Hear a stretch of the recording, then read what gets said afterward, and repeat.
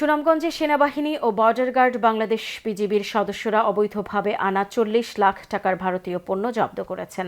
জেলার বিশম্ভরপুর উপজেলার ঘাগটিয়া গ্রাম থেকে এই পণ্য জব্দ করা হয়।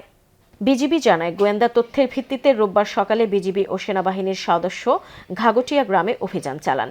এই সময় গ্রামের একটি পরিত্যক্ত ঘর থেকে মালিকানাবিহীন ২,৫০০ কেজি জিরা ও ৪,৯০০ কেজি ফুচকা জব্দ করা হয়। এগুলো ভারত থেকে অবৈধভাবে এনে রাখা হয়েছিল। এসব পণ্যের আনুমানিক দাম ৪০ লাখ টাকা। অভিযানে সেনাবাহিনী ও বিজিবির ৩০ সদস্য অংশ নেন।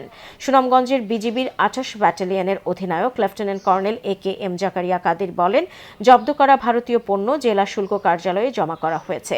সদর দপ্তরের নির্দেশনায় সীমান্তে নিরাপত্তা রক্ষার পাশাপাশি চোরাচালান রোধে বিজিবির অভিযান অব্যাহত থাকবে। সেনাবাহিনী এবং বিজিবির যৌথ অভিযানে বিপুল পরিমাণ ভারতীয় অবৈধ জিরা এবং ফুচকা জব্দ করা হয়। প্রায় আনুমানিক ৯,৫০০ কেজি ফুচকা এবং ২,৫০০ কেজি জিরা জব্দ করতে আমরা সমর্থ হয়েছি, যার আনুমানিক সিজার মূল্য প্রায় ৪২ লক্ষ টাকা।